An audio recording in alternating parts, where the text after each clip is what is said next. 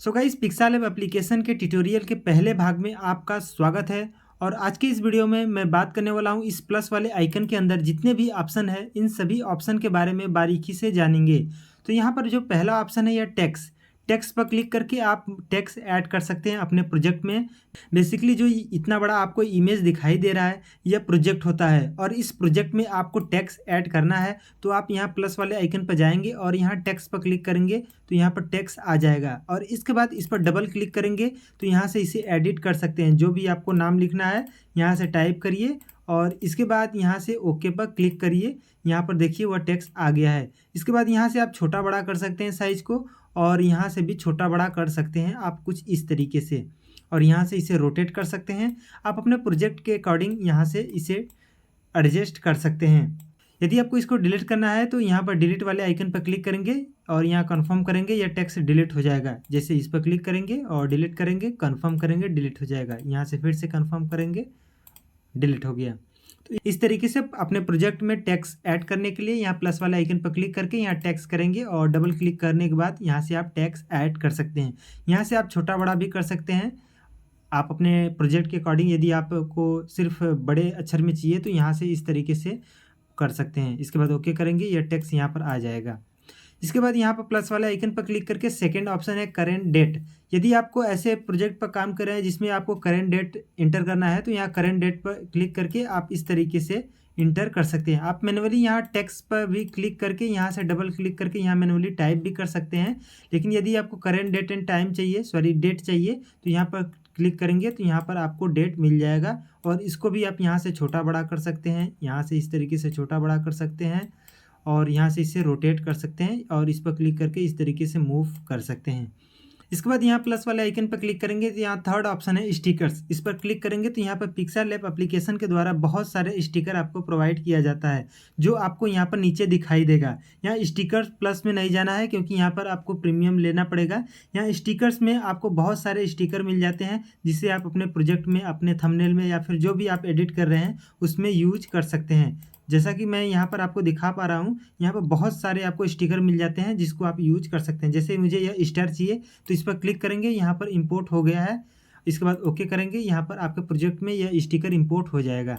इसके बाद इसे आप यहाँ से छोटा बड़ा कर सकते हैं, यहाँ से इस तरीके से स्क्यू कर सकते हैं। बेसिकली इसका रेशियो जो है उसे चेंज कर सकते हैं। यहाँ से इसे रोटेट कर सकते हैं और बीच में क्लिक करके इस तरीके से मूव कर सकते हैं, कुछ इस तरीके से। इसके बाद यहाँ प्लस वाले आइकन पर क्लिक करेंगे, स्टिकर में जाएंगे तो यहाँ इमोजी है, इमोजी पर क्लिक करेंगे तो यहाँ पर बहुत सारे आपको इमोजी मिल जाता है जिसे आप अपने प्रोजेक्ट में यूज कर सकते हैं। जैसे यहाँ पर इस इमोजी पर क्लिक करेंगे, जिस पर क्लिक करेंगे वह इमोजी आपके प्रोजेक्ट में इंपोर्ट हो जाएगा। इसके बाद यहाँ पर ओके करेंगे और इसके बाद इसे मूव कर सकते हैं, यहाँ से छोटा बड़ा कर सकते हैं, यहाँ से रोटेट कर सकते हैं। यहाँ पर मैं सिर्फ ऑप्शन के बारे में आपको बता रहा हूँ, काम किस तरीके से करना है मैं आगे बताऊंगा। लेकिन सबसे पहले आपको ऑप्शन पता होना चाहिए कि कौन सा ऑप्शन कहाँ पर है और किस तरीके से काम करता है। इसके बाद यहाँ से प्लस वाले आइकन पर क्लिक करेंगे तो यहाँ पर अगला ऑप्शन है शेप्स। इस पर क्लिक करेंगे, यहाँ पर आप मल्टीपल शेप क्रिएट कर सकते हैं। जैसे यहाँ पर बहुत सारे शेप मिल जाएंगे आपको। यहाँ से यदि आपको सर्कल, यहाँ से आपको चौकोर चाहिए तो ठीक है, नहीं तो यहाँ से आप इसका साइज़ जो है कम बेसी कर सकते हैं। यहाँ से भी इसका साइज़ कम बेसी कर सकते हैं, यहाँ से इसे छोटा बड़ा कर सकते हैं, कुछ इस तरीके से। आपको जैसा चाहिए उस तरीके से आप यहाँ पर यूज कर सकते हैं। लेकिन यदि आपको लगता है नहीं मुझे कोई और शेप चाहिए, इसे सर्कल चाहिए, तो यहाँ पर करेंगे तो यहाँ पर आपको शेप मिल जाते हैं। कुछ यहाँ पर शेप दिए गए हैं जिसका आप यूज कर सकते हैं। एरो दिया गया है, सर्कल दिया गया है, स्टार दिया गया है। जो यूज करना है आप यहाँ से यूज कर सकते हैं। जैसे ही मैं यहाँ पर इसको स्टार को यूज कर लेता हूँ, इस पर क्लिक करेंगे तो देखिए यहाँ पर स्टार आ गया है और इस स्टार को आप छोटा बड़ा भी कर सकते हैं। और मुझे दूसरा शेप चाहिए तो यहाँ से आप चेंज कर सकते हैं इस तरीके से, और इस तरीके से इसे छोटा बड़ा कर सकते हैं। और इसका जो रेडियस है, जो कॉर्नर है, इसका कॉर्नर कितना मुड़ा हुआ होना चाहिए यहाँ से आप एडजस्ट कर सकते हैं। जैसे ही इसका जो परसेंटेज है बढ़ाएंगे तो इसका जो कॉर्नर है वह मुड़ा हुआ हो जाएगा। तो जैसे ही कम करेंगे इस तरीके से इसका जो कॉर्नर है इसे इसका रेडियस जो है उसको कम बेसी कर सकते हैं, कुछ इस तरीके से। बहुत सारे टेक्स्ट में आपने देखा होगा ना, बैकग्राउंड जो एक लेयर होता है उसमें कुछ इस तरीके का लेयर दिखाई देता है तो वह इसी तरीके से दिया जाता है। अब इसका रेडियस कम बेसी करके कुछ इस तरीके से कर सकते हैं। इसके बाद नीचे जाएंगे तो यहाँ पर फिल के अंदर ऑप्शन है ओपासिटी। जो ये आपको शेप दिखाई दे रहा है, इस शेप का कितना ओपासिटी रखना चाहते हैं, मतलब ट्रांसपेरेंसी कितना रखना चाहते हैं, वह आप यहाँ से सिलेक्ट कर सकते हैं। यहाँ से ट्रांसपेरेंसी आप कम बेसी कर सकते हैं। बेसिकली इसका काम यह होता है कि जितना आप परसेंटेज कम करेंगे, जितना ओपासिटी कम करेंगे, यह उतना ट्रांसपेरेंट हो जाएगा और इसके पीछे वाली लेयर, मतलब नीचे वाली लेयर झलकता हुआ दिखाई देगा। जैसे ही आप परसेंटेज कम करेंगे, देखिए जो न्यू टेक्स्ट यहाँ पर दिखाई दे रहा है आपको, वह झलकता हुआ दिखाई दे रहा है। जैसे ही आप इसका परसेंटेज बढ़ाएंगे, वह छिप जाएगा। तो यहाँ से आप इसका ओपासिटी कम बेसी कर सकते हैं। इसके बाद नीचे जाएंगे फिल कलर में, तो यहाँ पर आपको इसका जो कलर है उसको चेंज करने के लिए ऑप्शन आ जाता है। यहाँ पर दो ऑप्शन दिया गया है, कलर और ग्रेडियंट। तो कलर पर क्लिक करेंगे तो यहाँ पर कलर के लिए ऑप्शन आ जाएगा, ग्रेडियंट पर क्लिक करेंगे तो यहाँ पर ग्रेडियंट के लिए ऑप्शन आ जाएगा। तो मैं यहाँ पर कलर के लिए क्लिक करता हूँ और इसके बाद यहाँ पर बहुत सारे कलर आपको डिफ़ॉल्ट दिए गए हैं। यदि आपको इसमें से पसंद आता है तो उस पर क्लिक करेंगे, वह कलर इस आपके शेप में क्रिएट हो जाएगा। यदि आपको लगता है कि जो कलर मुझे चाहिए इसमें नहीं है, तो यहाँ प्लस वाले आइकन पर क्लिक करेंगे तो यहाँ पर डायलॉग बॉक्स आ जाएगा कुछ इस तरीके का, और यहाँ से आप कलर सिलेक्ट कर सकते हैं। और इस इंटरफेस को, इस डायलॉग बॉक्स के बारे में मैं एक अलग से वीडियो बनाऊंगा, क्योंकि इसमें बहुत सारे ऐसे ऑप्शन हैं जिसको आपको जानना जरूरी है। जैसे यहाँ पर जो कलर सैंपल दिख रहा है और यहाँ पर नंबर दिख रहा है, यहाँ पर कुछ कलर सैंपल लेने के लिए यहाँ पर ऑप्शन दिया गया है, और यहाँ पर कुछ सर्कल दिया गया है कलर चॉइस करने के लिए। यहाँ पर थ्री आपको पट्टी दिया गया है। तो इसके बारे में भी अलग अलग तरीके से बात करेंगे। तो इसके ऊपर एक अलग वीडियो आएगा, इसी के बाद आएगा, तो आप उसे चेक कर लेना। और इसमें बहुत अच्छे तरीके से मैंने बताया कि आप किस तरीके से कलर को चॉइस कर सकते हो, क्योंकि इसमें बहुत सारे हिडन फीचर दिए गए हैं। तो फिलहाल मैं नॉर्मली इसी तरीके से आपको इस समय आप जानिए कि जो भी कलर आपको चाहिए इस तरीके से मूव करेंगे इस सर्कल को। जैसे येलो चाहिए तो इस पर येलो पर क्लिक करेंगे और इसके बाद यहाँ से इसका हल्का और गाढ़ा करेंगे और इस तरीके से ओके करेंगे, यह कलर आपके शेप में इंपोर्ट हो जाएगा। इसी तरीके से यदि आपको यहाँ पर इस शेप के अंदर ग्रेडियंट चाहिए तो यहाँ पर ग्रेडियंट पर क्लिक करेंगे, और तो यहाँ पर आपको बहुत सारे ग्रेडियंट मिल जाता है। देखिए जैसे यहाँ पर आपको ग्रेडियंट दिया गया है। यदि आपको लगता है कि मुझे यह ग्रेडियंट नहीं चाहिए, मुझे अपने से खुद का ग्रेडियंट बनाना है, तो प्लस वाले आइकन पर क्लिक करेंगे तो यहाँ पर ग्रेडियंट के लिए भी डायलॉग बॉक्स आ जाएगा। इस पर भी मैं एक अलग वीडियो बनाऊंगा जिसमें मैं बताऊंगा कि आप किस तरीके से अलग अलग तरीके का ग्रेडियंट बना सकते हैं। फिलहाल आप इतना जान लीजिए कि यहाँ पर दो कलर आपको सिंपल लेना होता है, और मल्टीपल वैसे कलर ले सकते हैं, लेकिन सिंपली आपको यहाँ पर दो कलर अभी के लिए लेना है। यहाँ पर जो कलर है यह पहला कलर है, इस पर क्लिक करेंगे। इसके बाद यहाँ से कलर को चेंज करेंगे और ओके करेंगे तो यहाँ पर कलर चेंज हो जाएगा। और यहाँ का भी कलर चेंज करना चाहते हैं तो इस पर क्लिक करेंगे। इसके बाद यहाँ से कलर सिंपल करेंगे और यहाँ पर ब्लू ले लेते हैं। इसके बाद ओके करेंगे। देखिए कलर चेंज हो चुका है। इस तरीके से आप इसका जो ग्रेडियंट है चेंज कर सकते हैं। और यहाँ पर भी कुछ बाय डिफ़ॉल्ट दिया गया है, जो भी आपको पसंद आता है आप यूज कर सकते हैं। जैसे मैं यहाँ पर इस ग्रेडियंट को यूज करना चाहता हूँ तो इस पर क्लिक करेंगे। इसके बाद यहाँ पर ओके पर क्लिक करेंगे तो यह ग्रेडियंट आपके शेप में अप्लाई हो जाएगा। इसके बाद नीचे जाएंगे तो यहाँ पर स्टॉक है। स्टॉक का बेसिकली मतलब यह होता है कि जो यह शेप है, इस शेप का जो किनारा है वह कितना मोटा होना चाहिए। यहाँ पर इसका स्टॉक बढ़ाएंगे तो देखिए जो किनारा है यह बढ़ता हुआ दिखाई दे रहा है। इस तरीके से बेसिकली यह तब काम आता है जैसे आपने कोई पीएनजी फ़ोटो यूज किया है, उस पर स्टॉक देना चाहते हैं, यानी उसके बाहरी हिस्से पर बॉर्डर देना चाहते हैं, तो यहाँ से स्टॉक में जा कर के इसका जो विड्थ है इसको कम बेसी करेंगे। जितना विड्थ बढ़ाएंगे उतना मोटा इसका बॉर्डर हो जाएगा, और जितना कम करेंगे उतना पतला इसका स्टॉक यानी किनारा होगा। यदि आप इस स्टॉक का ओपासिटी कम बेसी करना चाहते हैं, जैसे यहाँ पर ब्लैक है, अब इसका जो ओपासिटी है इसको आप कम करना चाहते हैं तो यहाँ पर इस तरीके से इसका ओपासिटी कम करेंगे। बेसिकली ये आपके शेप का ओपासिटी नहीं कम होगा, जो यहाँ पर स्टॉक ब्लैक कलर में आपको दिखाई दे रहा है इसका ओपासिटी कम होगा। तो यहाँ पर इस तरीके से करेंगे तो यहाँ पर इसका ओपासिटी कम हो जाएगा। तो आप अपने प्रोजेक्ट के अकॉर्डिंग यहाँ से इसका ओपासिटी कम या ज़्यादा कर सकते हैं। यदि आपको यहाँ पर इस स्टॉक का कलर चेंज करना है तो नीचे यहाँ पर आपको कलर चेंज के लिए भी स्टॉक कलर का भी ऑप्शन यहाँ पर मिल जाता है। जैसे यहाँ पर बाय डिफ़ॉल्ट ब्लैक में है, यदि आपको येलो चाहिए तो यहाँ पर येलो पर क्लिक करेंगे। यहाँ पर इस तरीके से चेंज कर सकते हैं। और यहाँ पर जैसे ग्रीन चाहिए तो यहाँ पर ग्रीन कर सकते हैं, रेड चाहिए तो रेड पर क्लिक करेंगे तो देखिए यहाँ पर रेड हो गया है। और इसी तरीके से जो कलर और ग्रेडियंट का ऑप्शन यहाँ पर दिया गया है, इसी तरीके से आपको यहाँ पर दिखाई देगा। जैसे मैं यहाँ पर क्लिक करता हूँ तो यह इंटरफेस आ गया है। तो इसके बारे में मैंने अभी बताया आपको कि आगे बात करेंगे। ओके पर क्लिक करेंगे, यह ग्रेडियंट आपके इस स्ट्रोक में ऐड हो जाएगा। यदि आप इसका रेडियस कम करना चाहते हैं, सॉरी ब्लर का जो रेडियस है उसको कम करना चाहते हैं, मतलब कि जो इसका सॉफ्टनेस और हार्डनेस है इसको कम बेसी करना चाहते हैं, तो यहाँ से इस तरीके से कर सकते हैं। जैसे ब्लर रेडियस जितना कम करेंगे, मतलब कि अब यदि आप 0% करेंगे तो इसका जो स्टॉक का जो किनारा है, जो बॉर्डर है, बाहरी हिस्सा, वह बिल्कुल हार्ड होगा। लेकिन जैसे ही ब्लर रेडियस आप बढ़ाएंगे तो आप देख पाएंगे कि यह जो बाहरी हिस्सा है वह बिल्कुल सॉफ्ट हो गया है। तो यहाँ से जो ब्लर रेडियस है, यहाँ से इसका जो हार्डनेस है, सॉफ्टनेस है, कम बेसी कर सकते हैं कुछ इस तरीके से। जैसे 0% पर आपको हार्ड दिखाई दे रहा है, इसी तरीके से 100% करेंगे तो बिल्कुल सॉफ्ट हो जाएगा। तो यह था इसके अंदर जितने भी ऑप्शन है मैंने आपको बता दिया। और यहाँ पर जो कलर का ऑप्शन आपको दिखाई दे रहा है, कलर और ग्रेडियंट, प्लस वाले आइकन पर क्लिक करने के बाद यहाँ पर जो आपको दिखाई दे रहा है, सॉरी, जो यहाँ पर आपको यह पॉपअप विंडोज़ दिखाई दे रहा है, इसके ऊपर एक अलग से वीडियो आ जाएगा। इसके बाद ओके पर क्लिक करेंगे, आपका जो शेप है क्रिएट हो जाएगा। और यहाँ से इसे छोटा बड़ा करके यहाँ से रोटेट कर सकते हैं, जहाँ पर इसे यूज करना चाहते हैं यूज कर सकते हैं। इसके बाद यहाँ प्लस वाले आइकन पर क्लिक करेंगे तो फ्रॉम गैलरी का ऑप्शन आ जाता है।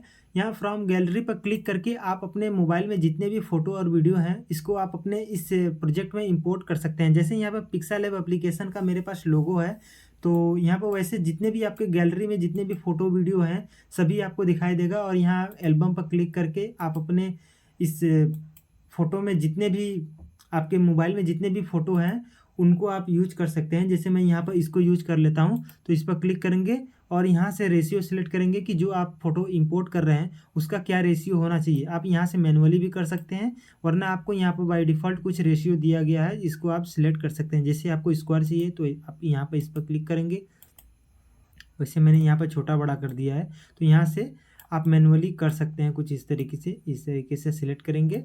और यदि आप सर्कल चाहिए तो यहाँ पर सर्कल भी लगा सकते हैं। यदि आपको चाहिए कि लगता है मुझे सर्कल चाहिए, तो जो रेड लाइन आपको यहाँ पर दिख रहा है ना, सिर्फ उसके अंदर वाला भाग ही आपके प्रोजेक्ट में इंपोर्ट होगा। ओके पर क्लिक करेंगे तो देखिए सिर्फ इतना ही भाग, मैंने पूरा स्क्रीन का स्क्रीनशॉट लिया था लेकिन सिर्फ इतना ही भाग इसमें इंपोर्ट हुआ है। तो इस तरीके से आप यहाँ से अपनी गैलरी में कोई भी फ़ोटो वीडियो है आप उसे इंपोर्ट कर सकते हैं। जैसे इस पर क्लिक करेंगे और ओके करेंगे तो यह पूरा इमेज आपके इस प्रोजेक्ट में इंपोर्ट हो जाएगा।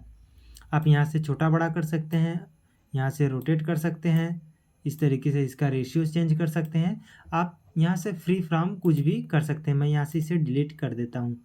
इसके बाद यहाँ प्लस वाले आइकन पर क्लिक करके यहाँ ड्रा पर क्लिक करेंगे तो बेसिकली यहाँ पर जो ड्रा वाला ऑप्शन है, यहाँ से आप पेंसिल, जैसे पेंसिल होता है आप पेपर पर ड्रा करते हैं, तो उस तरीके से आप अपने प्रोजेक्ट में इस तरीके से ड्रा कर सकते हैं। जैसे आप किसी चीज़ को इंडिकेट कर रहे हैं तो कुछ इस तरीके से आप इंडिकेट कर सकते हैं। जैसे पेंसिल से आपको कुछ इंडिकेट करना है या पेंसिल से कुछ लिखना है तो आप यहाँ से लिख सकते हैं। और यहाँ पर नीचे देखेंगे तो यहाँ पर 3 ऑप्शन आपको दिखाई दे रहा है। एक अंडू करेंगे तो आपका एक एक स्टेप पीछे जाएगा, लेकिन यहाँ पर रिसेट का ऑप्शन दिखाई देता है। यहाँ पर क्लिक करेंगे तो अब तक आपने पेंसिल से जितना भी काम किया है सभी एक बार में डिलीट हो जाएगा। जैसे इस पर क्लिक करेंगे, देखिए यहाँ पर सभी काम डिलीट हो गया।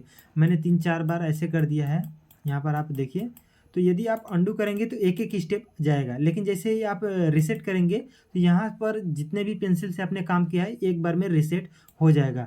और यहाँ पर जो आपको अगला ऑप्शन दिखाई दे रहा है, थर्ड ऑप्शन, यह इरेजर है। इस पर क्लिक करेंगे तो यहाँ से इसे आप अपने इरेजर का यूज करके इस तरीके से मिटा सकते हैं। यहाँ से इसका साइज छोटा बड़ा भी कर सकते हैं, इस तरीके से आप इसे मिटा सकते हैं। यदि आपको लगता है नहीं मुझे पूरा डिलीट करना है तो इसे रीसेट करिए, एक बार में आपका पूरा रीसेट हो जाएगा।